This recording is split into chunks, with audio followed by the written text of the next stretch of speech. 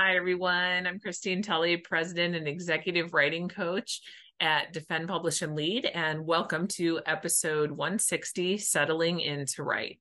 Many clients that we have talk about their writing sessions in a way where they worry about lost time. And what I mean by that is this. For example, somebody might have 2 hours of writing time, but then spend 30 minutes settling in before they actually get some writing going. And I think this is common. Many of us are coming from activities. For example, we're coming from teaching or dropping off a child at school or from a meeting before we actually settle down and write. There might be a vague exception of, a random exception of early in the morning writers that aren't going anywhere first. But in general, many of us have to do something before we actually write. And so it's natural to need that time to settle in and get started. But I think what we want to try to get to when we're working on settling into write is to have a signal and to have a time limit. And why we want these things is to make sure that we don't let that settling period go too long. So we've probably heard a lot of stories about people that spend all their time checking Facebook or, Instagram or Twitter or X now it's called. They're using social media, or maybe they're, looking through email before they get started as a way to kind of put off that unpleasant task of writing if it's unpleasant to them. And that's fine. I mean, some people might legitimately need that kind of break to be able to work with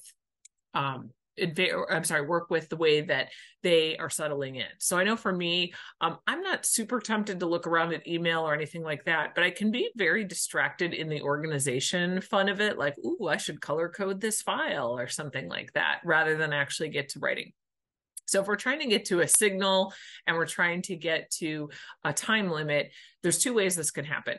I just advised a client on using something in music as a signal to start writing. So this was a person that had very high anxiety about writing. They were coming off of kind of a really not a great teaching situation right before that, but then they had this nice long block to write. So they had to take some time between the teaching and getting settled to write.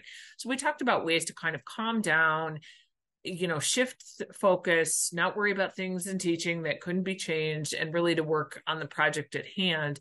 And what we ended up settling on was this person liked classical music. So what we settled on was just picking out a piece of classical music, the same one that they're going to use every time, that as they were getting ready to write, meaning they were at their spot where they were going to write, they would turn on this piece of music. They just kept it on their phone. So it's just a file on their phone that they could just hit the button, let it play. That's the music where they're opening their laptop, they're finding the right file, they're going back to their notes at what they worked on before. They were taking a couple of deep breaths before they started writing. They were, refilling coffee or whatever else that they were doing. But the idea with this is that they could do as much settling in as they needed to during the time limit of this piece. And I believe this piece was somewhere around like 4 or 5 minutes, this classical piece.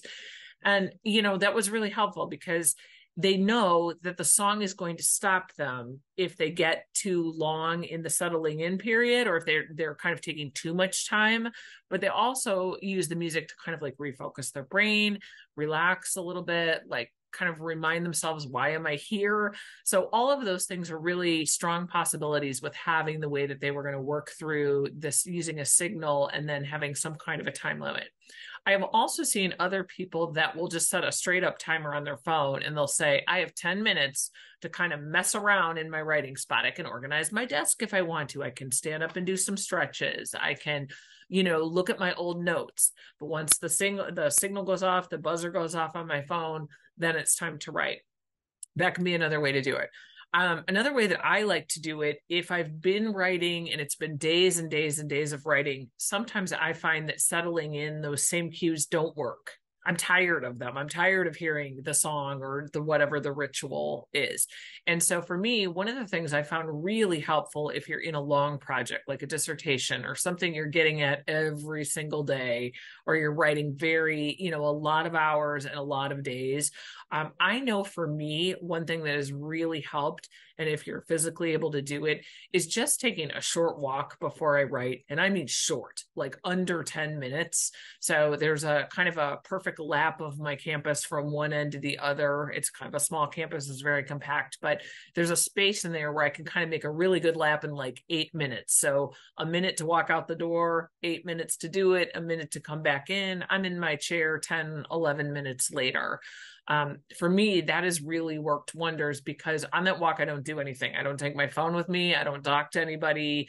I usually try to do it. I try to time it when classes are in session. My campus is kind of a very traditional classes are at this time and this time. So the campus is kind of dead in between. And it's a perfect time for me just to cruise around and kind of think about what I'm trying to do that day. I don't worry about anything else that's supposed to be happening. I'm just trying to focus on what it is that I'm doing. So what I would like to leave you with this episode is that one, a settling in period is not not a negative. It's not taking away from your writing, and in fact might get you more writing because your headspace is cleared up so you can actually do it. The other thing with it is that some of us are not used to writing regularly. And I know a lot of our clients are coming to us because either they haven't written, writing's painful, they don't like it, they're under a deadline and they're panicking. All of those emotions are not positive. And so one of the things that a settling in ritual can do is kind of say, this is not the same thing as trying to escape a burning plane or something like that. This is a different kind of thing. And it just allows us to kind of get real with whatever it is that we're working on while doing it in a calm manner. It doesn't necessarily mean the writing's going to go smoothly right after a settling in period. I have many settling in periods where it just wasn't a great day for writing, but there's other days that it has been. And that's just kind of how writing sometimes can go with scholarly work. It can be very up and down. So hopefully these tips have helped this week. And of course, if you need help from us, you can always click the link in our show notes and get one of our free 30-minute consultations. I actually just had somebody use a 30-minute consultation to talk about the settling in period. So that's something we've never had before, but it's a really cool way to use 30 minutes. Also, if you check our link for our events on Eventbrite, almost every month we host a free webinar and then usually a more in-depth paid workshop. So if you want to check out either one of those, you're welcome to do that. And we'd love to hear from you if you have any feedback or ideas for future episodes. You can always contact me at Christine at defendpublishlead.com. Happy writing this week.